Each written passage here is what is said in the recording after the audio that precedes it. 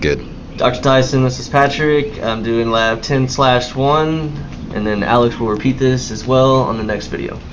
Okay, so as you can see here on point A, we have a high potential and low kinetic as its high potential was being pulled down by the gravity, and now it's starting to pick up kinetic energy.